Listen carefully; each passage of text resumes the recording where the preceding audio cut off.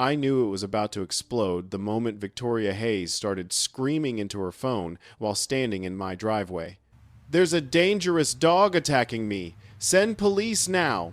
Her silver SUV blocked my car for the third time this week. My Rottweiler Diesel sat calmly at the driveway edge. Hadn't moved, hadn't barked, hadn't done anything except exist. But Victoria, our HOA president with her reflective vest and clipboard, was using 911 like a weapon. "He's trained this animal to intimidate me. I'm being threatened," Diesel yawned. I stood on my porch, phone recording every word, and watched her performance. She had no idea the police body cams would tell a very different story. She had no idea this was the last time she'd ever park in my driveway. And she had no idea that her 911 lie was about to cost her everything. When I first moved into Cedar Ridge Estates 8 years ago, I thought I'd found the perfect balance between quiet suburban comfort and just enough breathing room to feel like the property was truly mine. I'm Marcus Reed.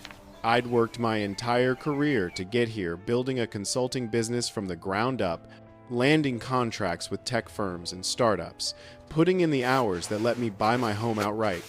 Every square foot, every inch of that driveway, every slat of cedar fencing. I was one of the few black homeowners on the block back then, though that changed as property values climbed and the neighborhood diversified. I didn't mind the HOA. In fact, during those first few years, I barely noticed it.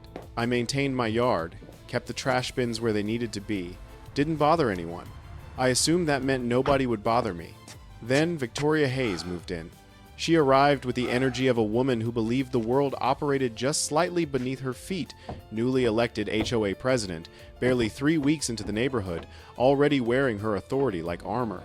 Within days, she made her presence known. Overly harsh emails about trash cans being visible for more than 6 minutes after collection, threats of fines for decorative garden lights that were too warm in color, her relentless habit of repositioning neighbors' flower pots when she felt their arrangement lacked symmetry. Just typical HOA pettiness.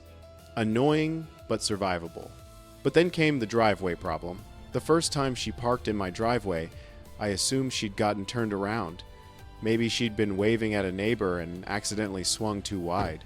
I walked outside, smiled, tapped lightly on her window. "Hey, Victoria. I think you parked in the wrong spot. That's my private driveway." She didn't apologize. She didn't even look embarrassed. She just shrugged. "I'll only be a minute."